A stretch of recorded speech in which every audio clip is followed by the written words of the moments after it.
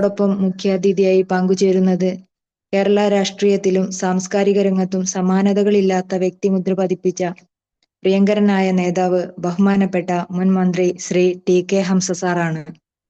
1982 മുതൽ കേരള നിയമസഭയിലും പിന്നീട് 2004 പൊന്നാനിയിൽ നിന്നുള്ള പാർലമെന്റ് അംഗമായും ജനപ്രതിനിധിയായി തിളങ്ങിയ അദ്ദേഹം കേരളത്തിന്റെ പൊതുമരാമത്ത് വകുപ്പ് മന്ത്രിയായും ചീഫ് വിപ്പായും മികച്ച ഭരണപാടവം കാഴ്ചവെച്ചിട്ടുണ്ട്. പ്രവാസി ക്ഷേമ ബോർഡ്, മഹാകവി മോയിൻകുട്ടി വൈദ്യർ മാപ്പിള കലാ അക്കാദമി, വഖഫ് ബോർഡ് എന്നിവയുടെ ചെയർമാൻ പദവികൾ അലങ്കരിച്ചുകൊണ്ട് സാമൂഹിക സാംസ്കാരിക മേഖലകളിൽ അദ്ദേഹം ഒരുപാട് സംഭാവനകൾ നൽകിയിട്ടുണ്ട്. രാഷ്ട്രീയക്കാരൻ എന്നതിനപ്പുറം മാപ്പിളപ്പാട്ടുകളുടെ ഈരടികളെ നെഞ്ചിലേറ്റിയ സാംസ്കാരിക കേരളത്തിന്റെ പ്രിയപ്പെട്ട ടി.കെ. ഹംസ സാർ ഇന്ന് നമ്മളോട് സംസാരിക്കുന്നത് മാപ്പിളപ്പാട്ടിന്റെ മാധുര്യം എന്ന ഹൃദ്യമായ വിഷയത്തെക്കുറിച്ചാണ്. ആദരണീയനായ ഹംസ സാറിനെ നമ്മുടെ ഡിവിഷൻ വേദിയിലേക്ക് സ്നേഹത്തോടെ സ്വാഗതം ചെയ്യുന്നു. ഒപ്പം program director Nusiya madam, team ഇൻചാർജിൽ കൂടെയുള്ള ഷമീമ മാഡം, ടീം മെമ്പേഴ്സ്, പ്രിയപ്പെട്ട പാർട്ടിസിപ്പൻസ് എല്ലാവരെയും ഹാർദമായി സ്വാഗതം ചെയ്തുകൊണ്ട് ഹംസ സാറെ ക്ഷണിക്കുന്നു. Over to you sir.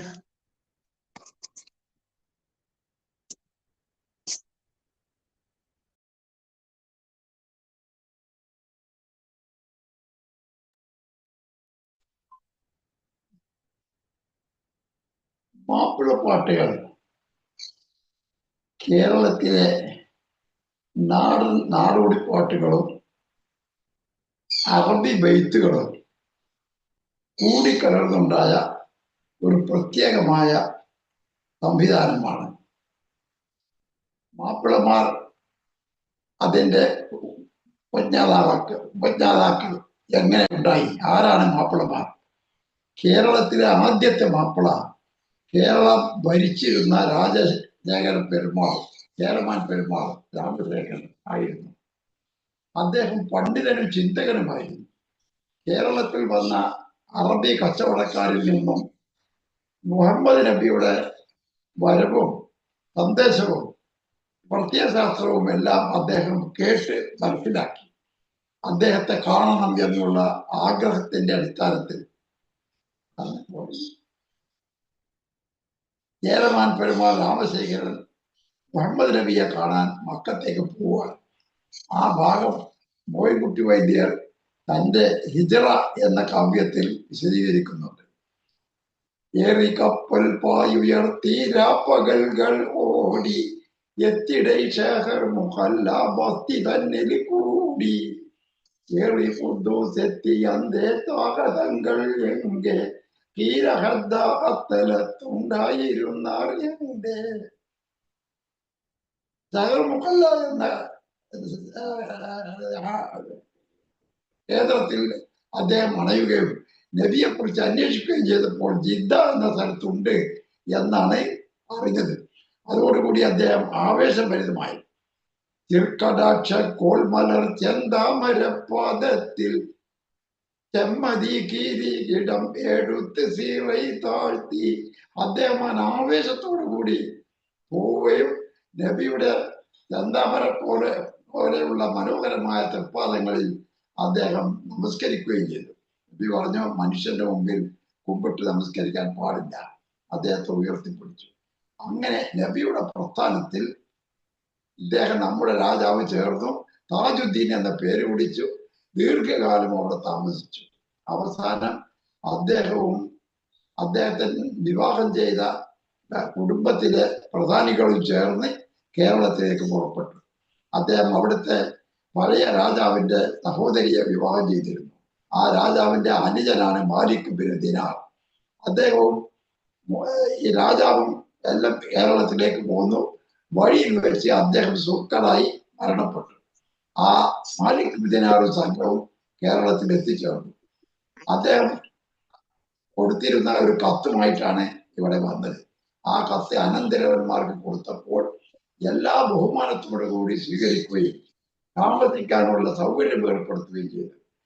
മതപ്രചരണം നടത്താനുള്ള അനുവാദവും കൊടുത്തു. അങ്ങനെ ആ പ്രചരണത്തിന്റെ അടിസ്ഥാനത്തിൽ ഇവിടെ അടിമകളായി ജീവിച്ചിരുന്ന പാവപ്പെട്ട പിന്നോക്ക വിഭാഗത്തിലെ ജനങ്ങളാണ് സംഘമായിട്ട് ഇസ്ലാമിലേക്ക് ചേർന്നത്. ആ ചേർന്നവരില് വരുമ്പോൾ അവരുടെ സംസ്കാരവും പാരമ്പര്യവും ഉൾക്കൊണ്ടുകൊണ്ടാണല്ലോ വരിക. അറബികളുടെ സംസ്കാരവും പാരമ്പര്യവും ഇത് കൂടിച്ചേർന്ന് രണ്ടും കൂടി ഉണ്ടായി ഒരു സങ്കര സംസ്കാരത്തിന്റെ ഉടമകളായ മാപ്പിളമാർ ഉടലെടുത്തു. ആ മാപ്പിളമാരുടെ സങ്കര സംസ്കാരത്തിന്റെ പ്രതീകമാണ് മാപ്പിളപ്പാട്ട്. ആ മാപ്പിളപ്പാട്ടിനൊക്കെ ഈ നാടോടി പാട്ടുകളുടെ ഈണത്തിനും ആശയത്തിനും വാചക സൗന്ദര്യത്തിനും നമുക്ക് ഒരേ മാതിരിയുള്ള അനുഭവങ്ങൾ കാണാൻ സാധിക്കും. ഇപ്പോൾ ഒരു ഉദാഹരണം പറയാം. ഉമകളാണേ ഹുസൈനുൽ ജമാൽ പുന്നാര താളം മികന്ത ബീവി. അത് മാപ്പിളപ്പാട്ടാണ്. ഇത് എവിടുന്ന് കിട്ടിയിട്ടില്ല രീതി? മാവേലി നാട് വാണിടും കാലം മനുഷ്യരെല്ലാരും ഒന്നേ പോലെ. ഇങ്ങനെ എല്ലാ രീതിയും ഈ നാടോടി പാട്ടുകളിൽ നിന്നാണ് അറബി ടച്ചോടുകൂടി അറബി മലയാളത്തിലേക്ക് കടന്നു വരുന്നത്. അവസാനമായിട്ട് സിനിമയിൽ പാടിയ ഒരു പാട്ടാണ് കായലരികത്ത് വലയെറിഞ്ഞപ്പം വളകിലുക്കിയ സുന്ദരി പെണ്ണ് കെട്ടിന് കുറിയെടുക്കുമ്പോൾ ഒരു നറുക്കിന് ചേർക്കണേ. ഈ രീതി സിനിമയിൽ എവിടുന്നാ കിട്ടിയത്? ഇത് രാഘവ മാഷാണ് പാടിയത്, ഭാസ്കര മാഷാണ് എഴുതിയത്. അവർക്ക് ഈ ട്യൂണ് കിട്ടിയത് മോയ്ക്കുട്ടി വൈദ്യരുടെ ബദർ പാട്ടിലെ ഹരിഹംസ ചാടിയടുത്തുടൻ ആരടാ സുജകത്തുരത്തവർ കൗലിൽ നിന്ന് കുടിപ്പവൻ. മോയ്ക്കുട്ടി വൈദ്യർക്ക് ഈ ട്യൂൺ എവിടുന്നാ കിട്ടുന്നത്? അദ്ദേഹം എടുത്ത ട്യൂണ് പാക്കനാർ പാട്ടിൽ നിന്നാണ്. പാക്കനാരുടെ വംശലേശം അതിൽ പിറന്നവനേശ ഞാൻ. അത് കേട്ടതിനാണ് പാക്കനാരുടെ വംശലേശം അതിൽ പിറന്നവനേശൻ. അതാണ് കായലരികത്ത് വലയെറിഞ്ഞപ്പം വളകിലും.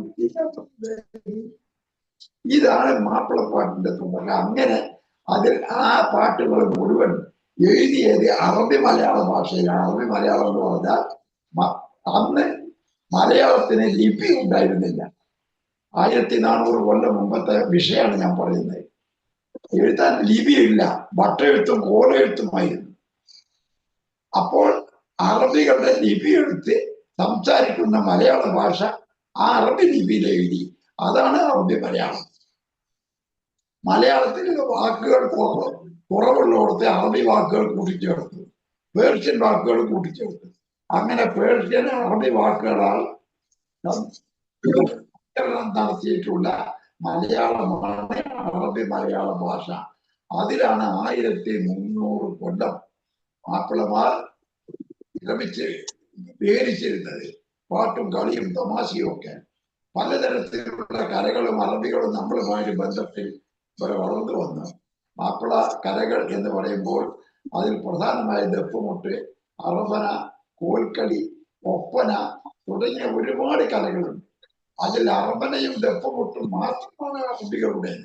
ബാക്കിയൊക്കെ ഇവിടുത്തെ നാടോടി പാട്ടുകളാണ്, കലകളാണ് മാപ്പിള കളിയായി മാറിയിട്ടുള്ളത്. ഇപ്പോ ഈ പാട്ടുകളും കലകളും ഒക്കെ അങ്ങനെ തന്നെയാണ്. ആദ്യത്തെ പദപ്പാട്ട് എന്ന് പറയുന്നത് ഒരു തമിഴ് കവിയായിട്ടുള്ള, തമിഴിൽ മാപ്പിളമാരുണ്ട്, തമിഴ് കവിയായിട്ടുള്ള മാപ്പിള കവി ആണ് ആദ്യം അത് ഒരു പടപ്പാട്ട് എഴുതിയത്. ഇതൊക്കെ പടപ്പാട്ട് എന്ന് പറയും. മൊഴിയത്തീൻ എന്നാണ് അദ്ദേഹത്തിന്റെ പേര്. ആ പാട്ട് ഇബ്രാഹിം ലബ്ബ, ഉമർ ലബ്ബ എന്ന് പറയുന്ന ഒരു കവി മലയാളത്തിലേക്ക് തർജ്ജമ ചെയ്തു. ഇതിനനുകരിച്ചുകൊണ്ടാണ് പിന്നെ ബദർ പടപ്പാട്ട്, വഹദേവിനെ, ഹന്തക്ക്, പല പടപ്പാടുകളുണ്ടായി. അപ്പൊ ഇതിന്റെയൊക്കെ ഉത്ഭവം നാടോടി പാട്ടുകളാണ്. പഴയ കാലത്ത് പുലയന്മാർ എന്ന് പറയുന്ന പുലവറാണ് കവികൾ. പുലവർ മൊഴിയദ്ദീനാണ് ആദ്യത്തെ പടപ്പാട്ട് എഴുതിയത്. ആ പുലവർക്ക് പാട്ട് എഴുതും, പാണന്മാർ പാട്ട് പാടും, കണക്കന്മാർ കളിക്കും, ചെറുമക്കളും കളിക്കും. ഇതൊക്കെ പഴയ നാടോടി സമുദായങ്ങളാണ്. ചെറുമക്കളും കണക്കരും കളിക്കും, പാണന്മാർ പാട്ട് പാടും, പുലവർ പാട്ട് എഴുതും.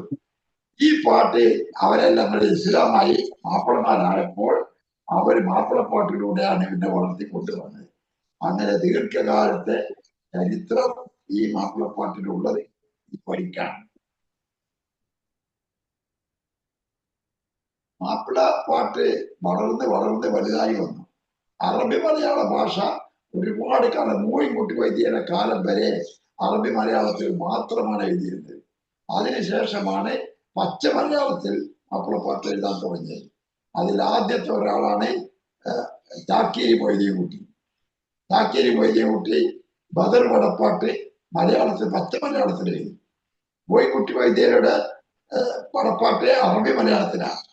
അദ്ദേഹം എഴുതിയിരുന്നത്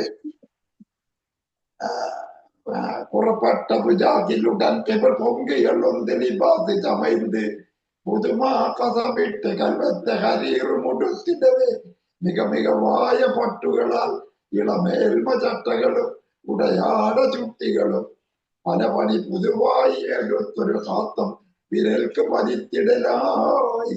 അങ്ങനെയാണ് മോയിൻകുട്ടി വരച്ചത്. അത് ചാക്കിരി മൊയ്തീൻകുട്ടി പച്ച മലയാളത്തിലേക്ക് മാറ്റി. നിധിമതിമാൻ ജഗതി വിളങ്കും മണിനബി ഹിജ്റത്തിൻ സമരണ്ടിൽ നിറമുള്ളാനതി സുഹൃത പടയത് പൊരുതുകയായി. അങ്ങനെ പിന്നെ മലയാളത്തിലാണ് എല്ലാവരും എഴുതാൻ തുടങ്ങിയത്. അത് ചാവക്കാട്ടുകാരനൊരു കവി ഉണ്ടായിരുന്നു. അദ്ദേഹവും പച്ച മലയാളത്തിൽ ഒരുപാട് പാട്ടുകൾ എഴുതി. ഇങ്ങനെ വളർന്ന് വളർന്ന് വന്ന് ജന്യ മലയാളത്തിൽ എഴുതിക്കൊണ്ട് നാടൻ പാട്ട് മാപ്പിളപ്പാട്ടായി വളർന്നു. അതിൽ ഏറ്റവും പ്രധാനപ്പെട്ട ഒരാളായിരുന്നു പുലിക്കോട്ടൂർ ഹൈദർ. അദ്ദേഹത്തിന്റെ ഒരുപാട് പാട്ടുകൾ, മാപ്പിളപ്പാട്ടിൽ പല വഴികളുമുണ്ട്. പടപ്പാട്ട്, സർക്കീട്ട് പാട്ട്, കത്ത് പാട്ട്, കല്യാണപ്പാട്ട്, ഇങ്ങനെ ഒരുപാട് വഴികളുണ്ട്. അതിൽ യുദ്ധത്തിനെ പറ്റി, നായാട്ടിനെ പറ്റി എല്ലാ വിഷയങ്ങളും കവികൾക്ക് വിഷയമായിരുന്നു. അതൊക്കെ നല്ല സുന്ദരമായ രീതിയിൽ അനുമുഖരമായ ഭാഷയിൽ മാപ്പിളപ്പാട്ട് എഴുതുമ്പോൾ കേൾക്കാൻ വളരെ സുഖം. ലളിതമായ ഭാഷ, നേരെയുള്ള അവതരണം, പ്രാസഭംഗി, അതിങ്ങനെ കേട്ടാൽ തന്നെ നല്ല രസമാണ്. എത്തിയും പട്ടി കത്തിയും കുന്തവും തോക്കുകളും പല ആയുധമേന്തി ഏറെ മെരുകങ്ങൾ കടിക്കുന്ന വിസ്കിയും പോണ്ടനുമേ കൊടിയനും കൊക്കുകാളും കയറു പിടിക്കണ ആളും. ഇങ്ങനെ മനോഹരമായ ഭാഷയിൽ നായാട്ടിലെ പാട്ടാണ്. അവർ യുദ്ധത്തിലുണ്ട്, എല്ലാത്തിലും ഈ തരത്തിലുള്ള ഭാഷയിലാണ് പാട്ട് പാടുക. ആ കത്ത് പാട്ടൊക്കെ എത്ര സുന്ദരമായിട്ടുണ്ട്. ഒരു 1921 ലഹള കാലത്ത് അറസ്റ്റ് ചെയ്ത് ജയിലിൽ പോയ ഒരു സുഹൃത്തിന്റെ ഭാര്യ മറിയക്കുട്ടി ഭർത്താവ് വളപ്പറ്റി തെറ്റായ ധാരണയിൽ ഒരു കത്ത് എഴുതി. അതിന് മറുപടി എഴുതുകയാണ്.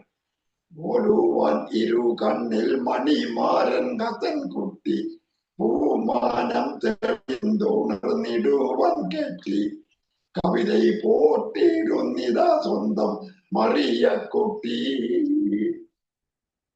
ജയിലിൽ നിന്നും നാളെനെയും മാക്കയച്ചിട്ട് ചീട്ടൊന്ന് കനിന്തതാൽ അണയപ്പെട്ടെ വ്യസനം തീരാതെ എന്നെ ദുഃഖക്കടലിൽപ്പെട്ട്.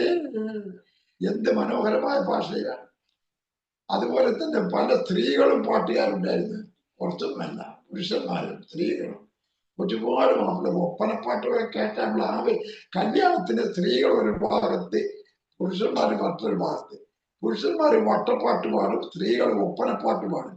മണ്ഡകത്ത് മംഗലപ്പൂ മാരനും വന്താനെ പങ്കിടാതമ്മായി വന്ന് മാരിതം കണ്ടാനെ. അത് ഒപ്പനപ്പാട്ട്. അത് അതിസുന്ദരമായിട്ടുള്ള പാട്ടുകളാണ്. ഈ പാട്ടുകളൊക്കെ വളർന്ന് പടർന്ന് പന്തലിച്ചു. രാഷ്ട്രീയ കാര്യങ്ങളിൽ മാപ്പിളപ്പാട്ട് ഉപയോഗിക്കാൻ തുടങ്ങി. സിനിമാ പാട്ടുകൾ ധാരാളമായിട്ട് വന്നു. ഒരുപാട് പാട്ട്.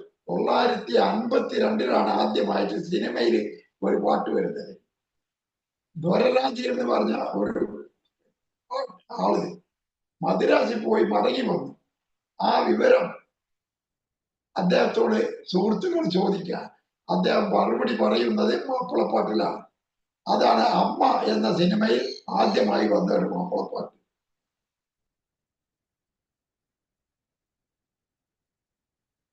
രണ്ട് നാല് ദിനം കൊണ്ടൊരുത്തനെ അങ്ങനെയാണ് ഒരുപാട് പാട്ടുകൾ മലയാളത്തിൽ വന്നു. പിന്നെ മലയാളത്തിലൊക്കെ ധാരാളം സിനിമയിൽ പാട്ട്. അവസാനത്തെ പാട്ടാണ് കായലരികത്ത്.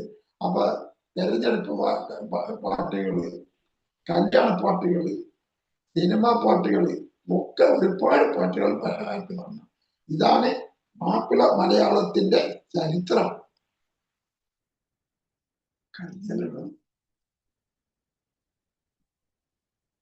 ചോദ്യമൊന്നുമില്ലല്ലേ?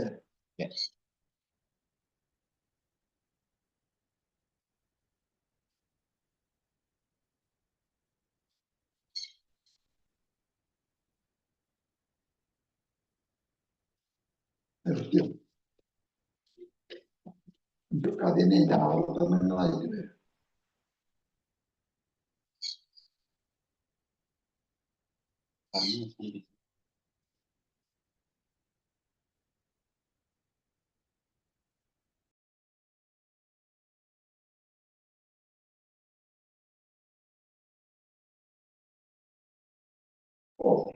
ഇങ്ങനെയാണ് മാപ്പിളപ്പാട്ടിന്റെ മഹത്തായ ചരിത്രം. ഇത് ഞങ്ങൾ പത്രമാളി എന്ന രീതിയിൽ TV പ്രദർശിപ്പിക്കേണ്ടായി. പല തരത്തിലും ജനങ്ങളുടെ അംഗീകാരം കിട്ടിയിട്ടുണ്ട്. നല്ല നല്ല പാട്ടുകാരും കവികളും ഒരുപാട് നമുക്ക് മൺമറഞ്ഞു പോയി. ഇന്ന് വളരെ കുറച്ച് ആളുകളെ ആ ഭാഗത്ത് ബാക്കിയുള്ളൂ. പുതുതായി വളർന്നു വരുന്നില്ല, ആ ഭാഷയുമില്ല. ഇപ്പൊ നാടൻ പാട്ടും നാടോടിപ്പാട്ടും ഒക്കെ അങ്ങനെ തന്നെയാണല്ലോ. പുതിയ കാലഘട്ടത്തിൽ പുതിയ പാട്ടുകളും പുതിയ സംവിധാനങ്ങളും വരും. അങ്ങനെ സാഹിത്യ ലോകത്ത് വെളിച്ചം കാണാതെ അങ്ങനെയാണ് പോകുമെന്ന് വിചാരിക്കുന്നു.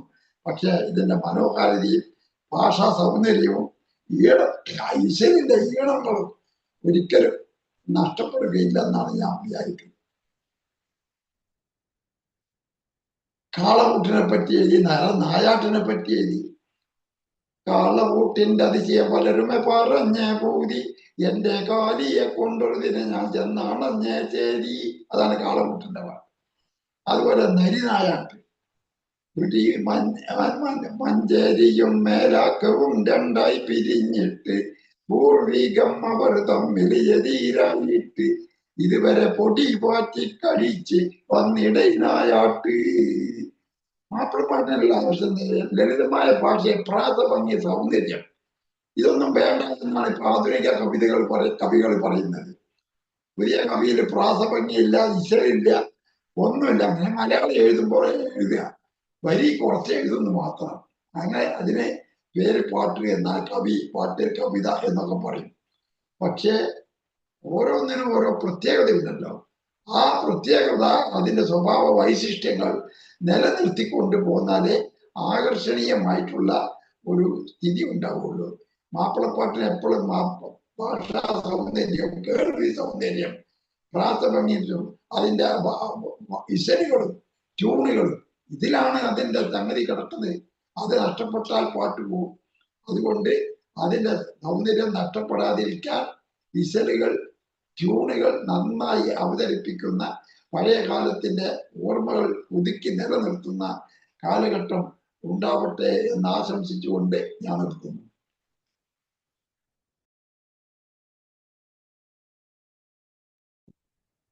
സാറ് 10 മിനിറ്റ് കൂടെ, സാറ് 10 മിനിറ്റ് കൂടെ ഉണ്ട് സാർ. ഹംസ സാറ് 10 മിനിറ്റ് കൂടെ ഉണ്ട്. സാറിന് സമയം ഒരു പ്രശ്നമല്ലാന്നറിയാം സാർ. അപ്പൊ സാറ് 10 മിനിറ്റ് കൂടെ ഉണ്ട് സാർ. അപ്പൊ നമ്മളെല്ലാവരും വളരെ ആകാംക്ഷാഭരിതരായി കാത്തിരിക്കുകയാണ് സാർ. പ്ലീസ് സാറിന് പ്രത്യേകിച്ച് ഒരു നോട്ട് പോലും ഇല്ലാതെ സാറ് 2-3 മണിക്കൂറൊക്കെ മാപ്പിളപ്പാട്ടിനെ കുറിച്ച് പറയുന്നതാണ്. ഒന്ന് വെള്ളപ്പൊക്കത്തിനെ കുറിച്ച് പാട്ടില്ലേ? വെള്ളപ്പൊക്കത്തിനോട്ട് ഇമ്മലയാളത്തിൽ അങ്ങനെ പാട്ടില്ലേ? അപ്പൊ ഞാൻ പറഞ്ഞല്ലോ, പഴയ നാടോടി പാട്ടുകളിൽ നിന്നാണ് മാപ്പിളപ്പാട്ടുണ്ടായത്. 1-2 ഉദാഹരണങ്ങൾ പറയാൻ. വടക്കൻ പാട്ടില് മകരം പിറന്നാരെ മാവ് പൂത്തു, പൂത്തും മണം പൊന്തിയല്ലോ, കൊമ്പത്തിരിക്കുന്ന മാരനോട് മാമാതം കൊഞ്ചുന്ന പൊൻപീറാവ്. ആ ട്യൂണിലാണ് മാപ്പിളപ്പാട്ട് എഴുതിയത്. ഉമകളാണ് ഹുസൈനുൽ ജമാൽ, പുന്നാരത്താളം മികந்த ബീവി. യാതൊരു വ്യത്യാസമില്ല. അപ്പൊ ആ നാടൻ പാട്ടിന്റെ രീതി തന്നെ. അതുപോലെ തന്നെ പൂന്താനത്ത് നമ്പൂരിന്റെ ഒരു പാട്ടുണ്ട്, 2-4 ദിനം കൊണ്ടൊരുത്തനെ തണ്ടിലേറ്റി നടത്തുന്നതും ഭവൻ. മാളിക മുകളിലേറിയ മന്നന്റെ തോളിൽ മാറപ്പാക്കുന്നതും ഭവൻ. അത് പൂന്താനം നമ്പൂരി. അദ്ദേഹത്തെ ഏത് കുഞ്ഞായി മുസ്ലിയാര് പറയാണ്, നായന്റെ നുന്നി നടപ്പോവറിയല്ല നന്നായി നീനന്തേ മനം ഓർത്ത് കാമീൻ. മായം മോഷിത്ത് മനം ഓർത്ത് കണ്ടാൽ മന്ദം മോഷിത്തേറ്റം മുന്തി നടക്കാം. അപ്പൊ ഇതാണ് നാടൻ നാടോടി പാട്ടും മാപ്പിളപ്പാട്ടും തമ്മിലുള്ള ബന്ധം. നമ്മുടെ ശുദ്ധ ഇഷ്ടത്തിൽ പാടി 24 വൃത്തം എന്ന പുസ്തകത്തിൽ കല്യാണ രൂപി വനത്തിന് പോകാൻ വില്ലും ശരം കൈപിടിച്ചൊരു നേരം മെല്ലെ പുറപ്പെട്ടു പിന്നാലെ സീത കല്യാണി ദേവി ശ്രീരാമ രാമ. അതേ രീതിയിലാണ് മോയിൻകുട്ടി വൈദ്യർ. അപ്പോൾ ഹുസൈനുൽ ജമാൽ തടിക്ക് അരുതായി മകൾക്ക് ഭാഗങ്ങൾ മുക്ക് നരേഷൻ യുഗം കൊള്ളും നോപ്പ് ജനം ചൊല്ലും ഭാഗത്തുറം വളപ്പ്. ഇങ്ങനെ ഒരു 100 എനിക്ക് പറയാൻ സാധിക്കും. ഒരുപാട് ഞാൻ എഴുതി വെച്ചു. അപ്പൊ ഇതാണ് ഈ മാപ്പിളപ്പാട്ടിന്റെ പാരമ്പര്യവും ഇതൊക്കെ. അത് ലളിതമായ ഇന്നും എഴുതിയാൽ നമുക്ക് നല്ല സുന്ദരമായിട്ടുള്ള ഒരു സംവിധാനം നിലനിർത്താൻ കഴിയും.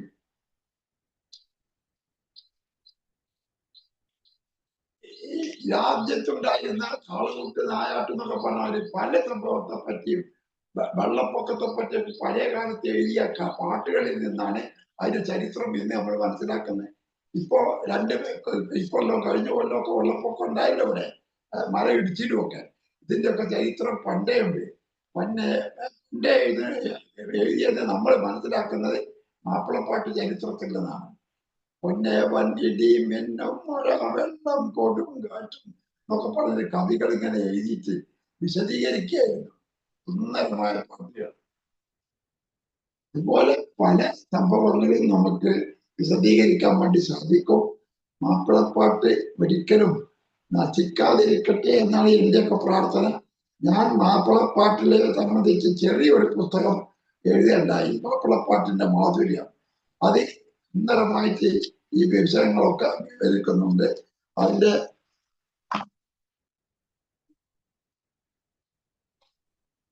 മാപ്പിള പാട്ടിന്റെ തുടക്കവും ഒടുക്കവും ഒക്കെ ആ നാടൻ വർത്തമാനം സാധാരണ പറയുന്ന വാക്കുകളാണ് അതിൽ പറയാ. അത് ഞാൻ ആ പുസ്തകത്തിൽ എഴുതിയിട്ടുണ്ട്. ആദ്യത്തെ പാട്ടിനെ നോക്കൂ.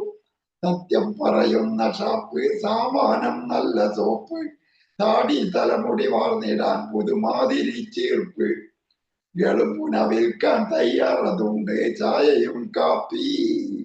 ഒരു നാട്ടുപുറത്തെ കച്ചവടക്കാരൻ തന്റെ ഷോപ്പിലുള്ള കാര്യങ്ങൾ വിശദീകരിച്ച് പാട്ടുപാടുകയാണ്. ആളുകൾ അത് കേട്ടിട്ടാണ് വരിക. വേണമെങ്കിൽ വാങ്ങി വെപ്പി വിലാണ്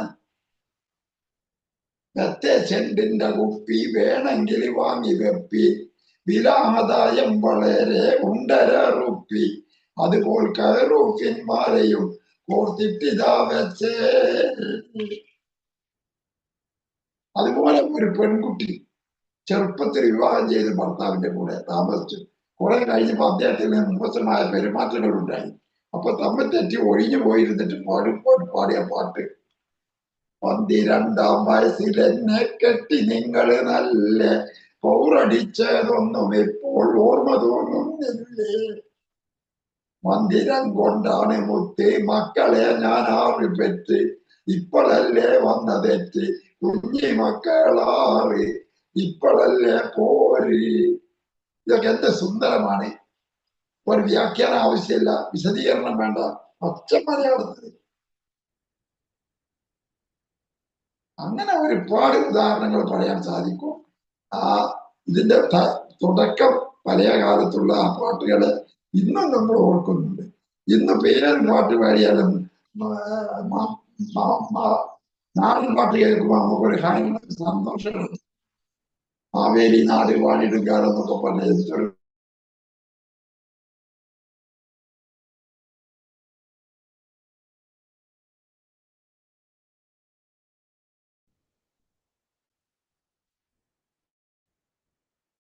പഴയ കാലത്തെ പാട്ടുകളാണ് ഉത്ഭവിച്ച കേരളത്തിലെ ജനങ്ങൾ, നാടോടി സമുദായങ്ങൾ, സാധുക്കൾ, പാവപ്പെട്ടവർ അടിമത്തത്തിൽ നിന്ന് മോചനം കിട്ടാൻ അന്ന് രാജാവിന്റെ അനുവാദമുണ്ടല്ലോ ഒന്നായിട്ട് മാറി. അവരുടെ പാട്ടുകളും കലകളുമാണ് മാപ്പിളപ്പാട്ട്, നാടൻപാട്ട്, നാടോടിപ്പാട്ട്. ഇതൊക്കെ ഒന്നേ തന്നെയാണ്. ഇത് ചരിത്രം പഠിക്കുന്നവർ നിലനിർത്തിക്കൊണ്ട് പോരുക തന്നെ ചെയ്യും. ഈ രാജ്യം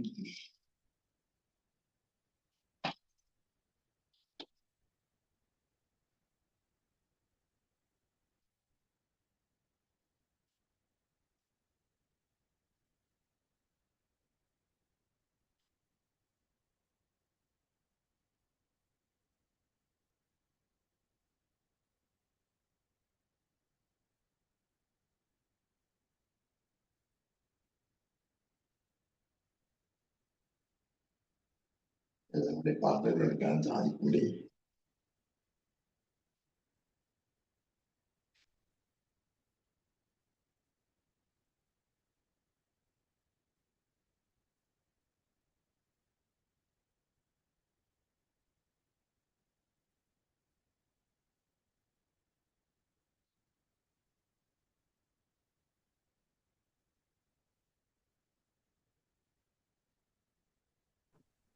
ഷമീമ മാഡം, നമുക്ക് സ്റ്റോപ്പ് ചെയ്യാം. Okay okay. ഞാന് പിന്നെ സാർ ഇനിയും പറയുന്നുണ്ടെങ്കിൽ ആണെന്ന് വെച്ചിട്ട് ഒന്ന് വെയിറ്റ് ചെയ്തായിരുന്നു. ഓക്കെ, കേട്ട് മതിയായില്ല. അതെ അതെ. നമുക്കിനി 3 മിനിറ്റേ ഉള്ളൂ, മറ്റൊരു അവസരത്തിൽ നോക്കാം. സാർ എന്നാ നമുക്ക് നിർത്താം അല്ലേ? ഓക്കെ, വളരെ നന്ദി സാർ. മാപ്പിളപ്പാട്ടിന്റെ മാധുര്യം എന്ന വിഷയത്തെക്കുറിച്ച് നമ്മളോട് ഇത്രയും നേരം, ഈ രാവിലെ തന്നെ നമ്മളോട് ഇത്രയും മധുരമായി അതിന്റെ ചരിത്രത്തെക്കുറിച്ച് സംസാരിച്ച ബഹുമാനിതായ മുൻ മന്ത്രി ടി കെ ഹംസ സാറിന്റെ, സിജിയുടെയും ഡി വിഷൻ ടീമിന്റെയും ഹൃദയം നിറഞ്ഞ നന്ദി ആദ്യമേ തന്നെ അറിയിക്കുകയാണ്. കേരളത്തിലെ മുസ്ലിം സമൂഹത്തിന്റെ സാംസ്കാരിക പൈതൃകത്തിന്റെ പ്രധാന ഭാഗമായ മാപ്പിളപ്പാട്ടിനെ കുറിച്ച് വളരെ ആധികാരികമായി തന്നെ പറയാൻ നമ്മളോട് അത്രയും കെൽപ്പുള്ള ഒരു മഹനീയ സാന്നിധ്യത്തെ തന്നെയാണ് നമുക്കിന്ന് ലഭിച്ചത്. തിരക്കേറിയ രാഷ്ട്രീയ ജീവിതത്തിനിടയിലും മാപ്പിളപ്പാട്ടിനോടുള്ള സ്നേഹം നെഞ്ചോട് ചേർക്കുകയും അതിനുവേണ്ടി പ്രവർത്തിക്കുകയും ഒരു പുസ്തകം, മാപ്പിളപ്പാട്ടിന്റെ മാധുര്യം എന്നൊരു പുസ്തകം എഴുതി പ്രസിദ്ധീകരിക്കുകയും ചെയ്ത ബഹുമാനിതനായ മുൻ മന്ത്രി ഹംസ സാറ്, അദ്ദേഹത്തിലേക്ക് നമുക്ക് വഴി തുറന്നത് വഖഫ് ബോർഡ് CEO ആയി റിട്ടയർ ചെയ്ത ആലപ്പുഴ സ്വദേശിയും ഇപ്പോൾ സിജി തിരുവനന്തപുരം ജില്ലാ പ്രസിഡന്റുമായ കെ ഹബീബ് സാറാണ്. ഹബീബ് സാറിന് സിജിയുടെയും ഡിവിഷൻ ടീമിന്റെയും പ്രത്യേക നന്ദി ഈ അവസരത്തിൽ ഇവിടെ തന്നെ അറിയിക്കുകയാണ്. നന്ദി ഹബീബ് സാർ. ഹംസ സാറിന്റെ കൂടുതൽ നല്ലൊരു വിശദമായൊരു ക്ലാസ് കിട്ടാൻ എല്ലാവർക്കും ആഗ്രഹമുണ്ട്. അവരുടെ ഒരു ഫീഡ്ബാക്കിൽ അത് മനസ്സിലാകുന്നുണ്ട്.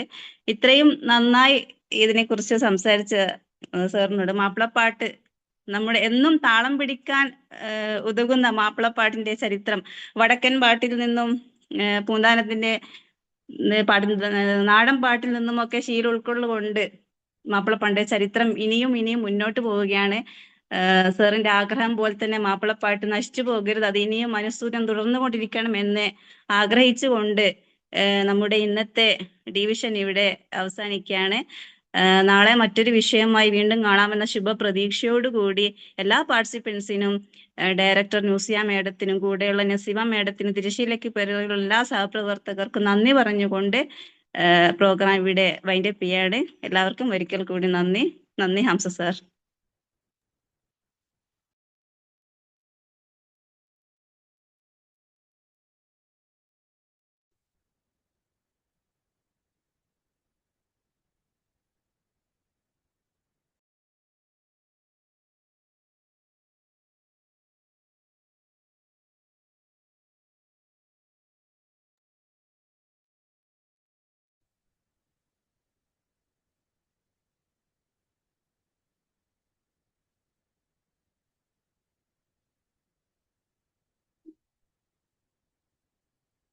Thank you. Thank you so much.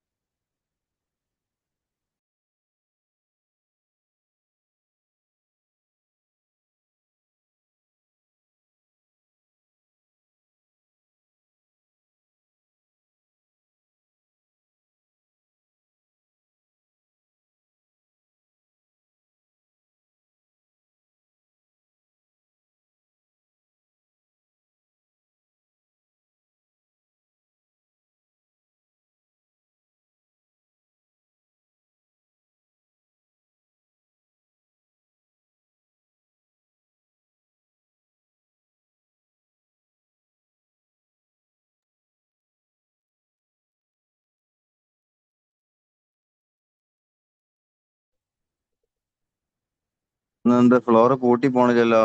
പോണിന് മുമ്പ് ഒരു പാട്ട് പാടാം. ജിന്നും മിൻസും അടക്കിയൊതുക്കി സുലൈമാൻ നബിയുള്ള ജഗതലപതികൾക്കധിപതിയായി വാഴുമ്പോൾ ഗദ്ഗദ സ്വരമിൽ ഹുദ്ഹുദ് ഒരു കഥയോതി തിരുസവിധത്തിൽ അധിപതിയ പുതുമക്കഥ കേട്ട ജബായല്ലോ. ജിന്നും മിൻസും അടക്കിയൊതുക്കി സുലൈമാൻ നബിയുള്ള ജഗതലപതികൾക്കധിപതിയായി വാഴുമ്പോൾ ഗദ്ഗദ സ്വരമിൽ ഹുദ്ഹുദ് ഒരു കഥയോതി തിരുസവിധത്തിൽ അധിപതിയ പുതുമക്കഥ കേട്ട ജബായല്ലോ. Thank U.